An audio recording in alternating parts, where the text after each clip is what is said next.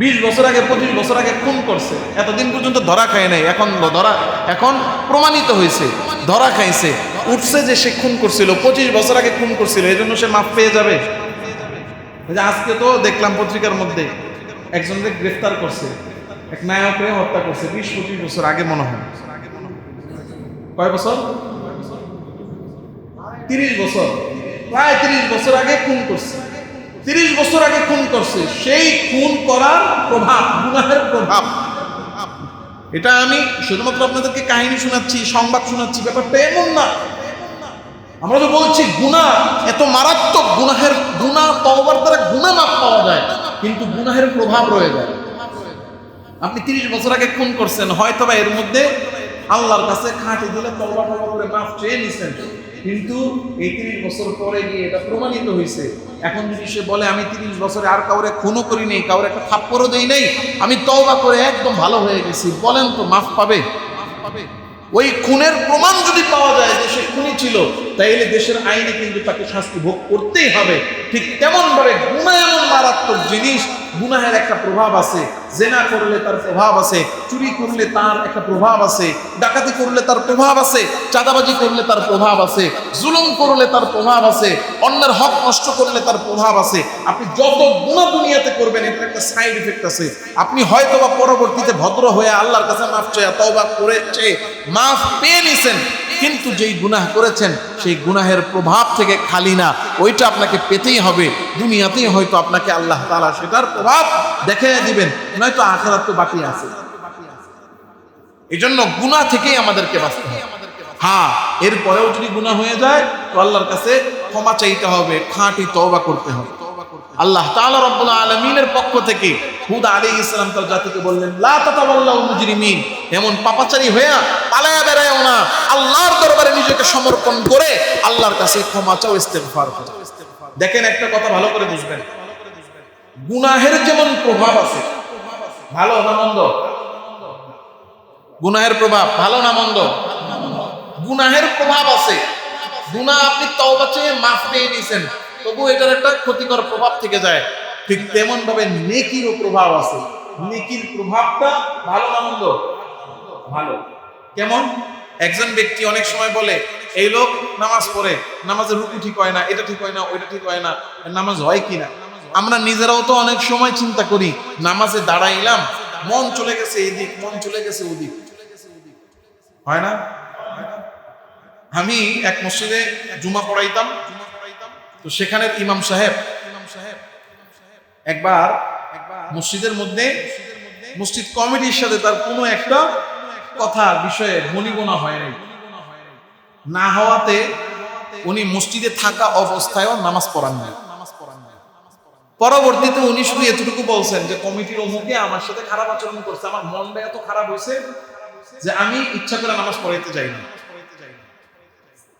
এখন পুরো মহল্লা, আপনাদেরকেও বলতেছি, আপনাদের কাছেও ইমাম সাহেব একটু খারাপ মনে হচ্ছে না? হুজুরের কাজটা ঠিক করে নাই, হ্যাঁ, কিন্তু হুজুরের কাজটা আপনার কাছে মনে হচ্ছে ঠিক করে নাই, আপনার কাছে মনে হচ্ছে ঠিক করে নাই, কিন্তু হুজুরের কাজটা 100-র মধ্যে 1000% ঠিক করছে। হুজুর কাজটা কি করছে? 100-র মধ্যে 1000% ঠিক করেছে। কেন? কারণ বলে, হুজুর আমার মনটা এত খারাপ হয়েছে, আমি এখন নামাজে দাঁড়াইলে নামাজের যে মনোযোগ সেটা থাকবে না, আমার যদি খারাপ আচরণ হয়েছে বা আমি এখানে ঠকছি, এইটার দুঃখে আমি নামাজের ভিতরে আমার মনোযোগই আসবে না। তাহলে এমন হালত, যে হালতে আমার দিল ইমামতি করার জন্য প্রস্তুত না, যেখানে আমার নিজের মনই নামাজে বসতেছে না, আমার মনের মধ্যেই খুশু আসতেছে না, সেখানে আমি নামাজ কেমনে পড়াই? কারণ যদি ইমামেরই খুশু না থাকে, স্বাভাবিক অবস্থা না থাকে, তাহলে মুসল্লিদের নামাজের কি অবস্থা হবে? এই জন্য আমরা অনেক সময় অনেক জিনিস বুঝতে চাই না। আরেক ইমাম সাহেব, ওনার চাকরি চলে গেছে বলতে এলাকাবাসী একটা বড় ওনার ভুল ধরছে। কি ভুল ধরছে? এলাকার যে কোনো একজন ব্যক্তি উনি মারা গেছেন, মারা যাওয়ার পরে ওনার জানাজা আসছে মসজিদে। ইমাম সাহেব হুজুর কাউরে বুঝতে দেন নাই, হিকমতের সাথে চুপে চুপে উনি জানাজা পড়ান নাই। মসজিদ থেকে বের হয়ে গেছেন কোনো একটা জরুরতের কথা বলে বা যে কোনো অবস্থায় উনি জানাজা পড়ান নাই। উনি কেন জানাজা পড়াইলেন না?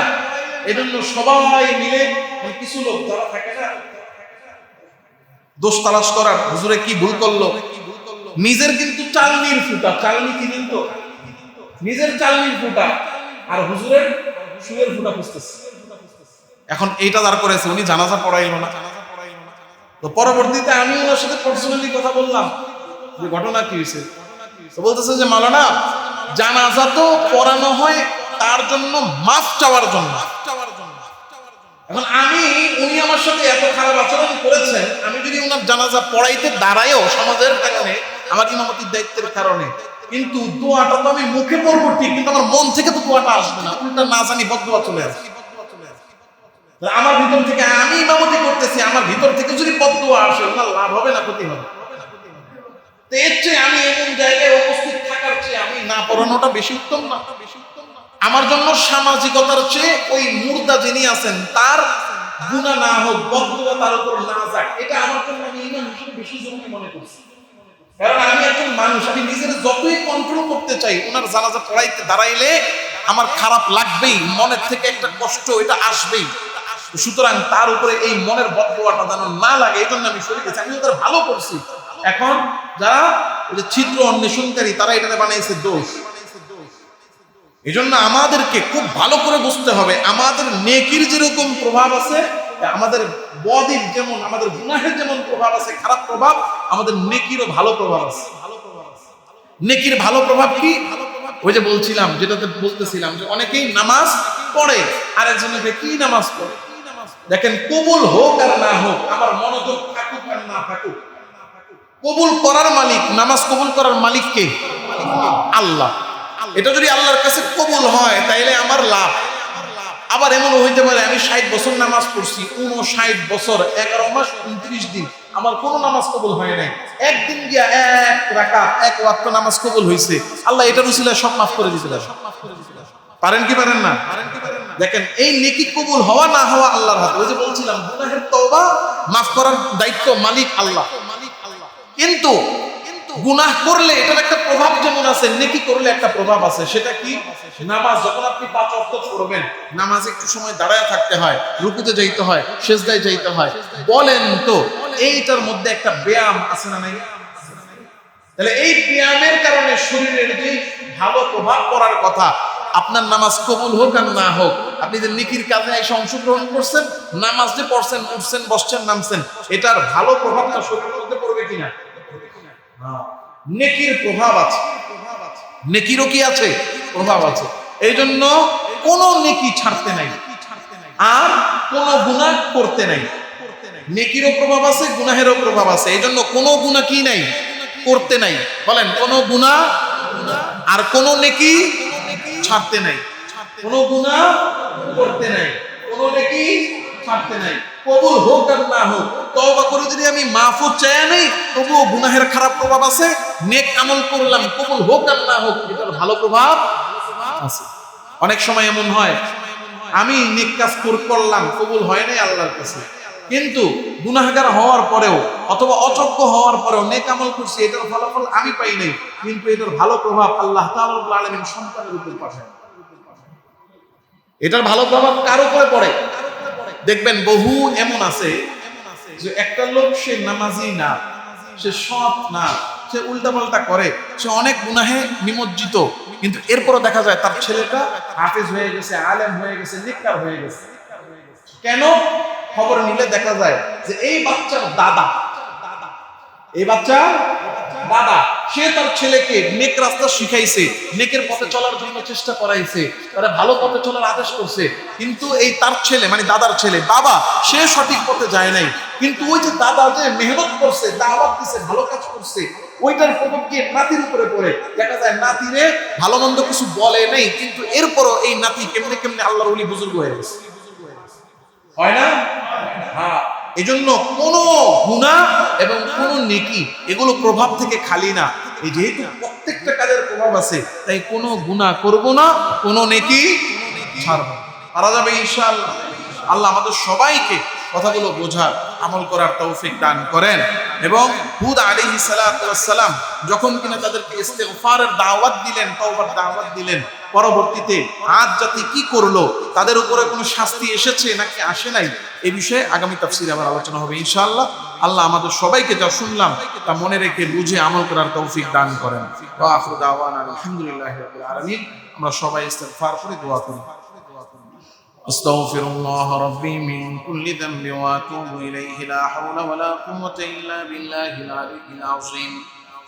আল্লাহুম্মা সাল্লি আলা সাইয়্যিদিনা ওয়া নাবিয়্যিনা ওয়া শাফী'িনা ওয়া হাবিবিনা ওয়া মাওলানা মুহাম্মদ সাল্লাল্লাহু তাআলা আলাইহি ওয়া আলা আলিহি ওয়া আসহাবিহি ওয়া বারাকা ওয়া সাল্লাম। আলহামদুলিল্লাহি রাব্বিল আলামিন والصلاة والسلام على سيد الأنبياء والمرسلين. ربنا ظلمنا أنفسنا وإن لم تغفر لنا وترحمنا لنكونن من الخاسرين. ربنا آتنا في الدنيا حسنة وفي الآخرة حسنة وقنا عذاب النار. اللهم إنا نسألك الجنة ونعوذ بك من النار. اللهم أجرنا من النار. اللهم أجرنا من النار. رب ارحمهما كما ربياني صغيرا. رب ارحمهما كما ربياني صغيرا. رب ارحمهما كما ربياني صغيرا. رب العالمين مولا الكريم يا الله আপনার ঘর মসজিদে বসে এশার নামাজ আদায় করে কিছুক্ষণ আপনার কালাম কোরআনে কারীম থেকে কথা বলে শুনে আপনার শাহী দরবারে আমরা কিছু গুনাহগার বান্দা আমাদের হাতগুলো ভিক্ষুকের মতো তুলে দিয়েছি। আয় আল্লাহ, আমরা প্রত্যেকেই গুনাহগার, কোনো সন্দেহ নাই। কি পরিমাণ গুনাহ এক একজন করেছি তার কোনো হিসাব নাই। আপনি যদি হাসরের ময়দানে মিজানের পাল্লাটার মধ্যে আমাদের গুনাহগুলো উঠাইয়া আমাদের হায়াতের এক একটা সেকেন্ডের হিসাব নিয়ে আমাদের গুনাহগুলোর শাস্তি আমাদেরকে দেন, ও আল্লাহ, একজন জাহান্নাম থেকে বাঁচতে পারবো না। ও মালিক, গুনাহ করেছি, ভুল করেছি, ভুল স্বীকার করে আপনার কাছে ক্ষমা চাই। দয়া করে মায়া করে আমাদের প্রত্যেকের জীবনের সমস্ত গুনাহ আপনি মাফ করে দেন। রব্বুল আলামিন মাওলাল কারীম আজকের মজলিসকে কবুল আর মঞ্জুর করে নেন। নামাজ, তিলাওয়াত, আলোচনা, পড়াশোনা সহ যত নেক আমল হয়েছে সমস্ত নেক আমলের হাদিয়া লক্ষ কোটি গুণ বাড়িয়ে আপনার হাবিব দো জাহানের সরদার আকায়ে নামদার মদিনা কা তাজদার হাবিবুল্লাহ মুহাম্মদুর রাসূলুল্লাহ সাল্লাল্লাহু আলাইহি ওয়াসাল্লামের রওজা ধারে পৌঁছে দেন। হযরত আদম আলাইহিস সালাম থেকে নিয়ে আজ পর্যন্ত যত মুমিন মুসলমান কবরের বাসিন্দা হয়েছে, আয় আল্লাহ, প্রত্যেকের কবরে রূহ এবং ফিরাতের হাদিয়া আপনি পৌঁছে দেন। আয় আল্লাহ, বিশেষ করে আমরা যারা হাত তুললাম, আমাদের মধ্যে কে কে যেন আছে মাহারা সন্তান, এখানে কে কে যেন আছে বাবা হারা সন্তান, আবার কে কে যেন আছে আমার মতো মা বাবা হারা এতিম সন্তান। ও আল্লাহ, জানি না আমাদের মা বাবা অন্ধকার কবরে একাকী কোন অবস্থায় আছে। ও মালিক, দয়া করে মায়া করে আমাদের প্রত্যেকের মা বাবার জীবনের সব গুনাহ মাফ করে দেন। আমাদের মা বাবার কবর আযাবকে মাফ করে দেন। মা বাবার কবরগুলোকে জান্নাতের বাগান বানায়া দেন। কিয়ামত পর্যন্ত তাদের কবরে জান্নাতের নিয়ামত সমূহ জারি করে দেন। আল্লাহ, আমাদের মধ্যে যারা অসুস্থ সবাইকে সুস্থতা দান করেন। বিশেষ করে আমার মুরব্বী বাবাজানেরা যারা আছেন, আল্লাহ তাদেরকে সুস্থতার সাথে নেক হায়াত দান করেন। আল্লাহ, আমাদের মধ্যে যারা অভাবে আছে সবার অভাব দূর করে দেন। আল্লাহ, বিশেষ করে যারা ব্যবসা বাণিজ্য, কামাই রুজি, চাকরি বাকরি করে, তাদের প্রত্যেকের কামাই রুজি, ব্যবসা বাণিজ্য, চাকরিতে আপনি বরকত দান করেন। সব ধরনের অভাব অনটন আমাদের জীবন থেকে দূর করে দেন। আল্লাহ, আমাদের হালাল উপার্জন করে আমাদের হালাল রিজিকে বরকত দান করেন। রব্বুল আলামিন মাওলাল কারীম, আয় আল্লাহ, এখানে যারা যারা উপস্থিত হাত তুলেছি, ও মালিক, আমাদের প্রত্যেকের দুনিয়াবি উখরবি সমস্ত জরুরত পুরা করে দেন। পর্দার আড়ালে আমাদের যে মা বোনেরা আমাদের সাথে হাত তুলেছে, প্রত্যেকটা মা বোনের মনের সমস্ত নেক বাসনা আপনি কবুল করেন। রব্বুল আলামিন মাওলাল কারীম আয় আল্লাহ আমাদের প্রত্যেকের দুনিয়াবি উখরাবি সমস্ত জরুরত আপনি পুরা করে দেন আল্লাহ। যারা যারা আজ পর্যন্ত আমাদের কাছে দোয়া চেয়েছেন আর যারা দোয়া চাইতে পারে নাই পাওয়ার হক রাখেন, আশা রাখেন, সবার মনের সমস্ত নেক বাসনা পূরণ করেন। রব্বানা তাকাব্বাল মিন্না ইন্নাকা আনতাস সামিউল আলিম وتب علينا يا مولانا إنك أنت التواب الرحيم سبحان ربك رب العزة عما يصفون وسلام على المرسلين والحمد لله رب العالمين السلام عليكم ورحمة الله وبركاته. Presents by Kuakata media centre. Kuakata media centre Islamic বিনোদনের বিশ্বস্ত সঙ্গী। হক্কানি আলেমদের নিত্য নতুন ভিডিও পেতে আমাদের চ্যানেলটি সাবস্ক্রাইব করুন।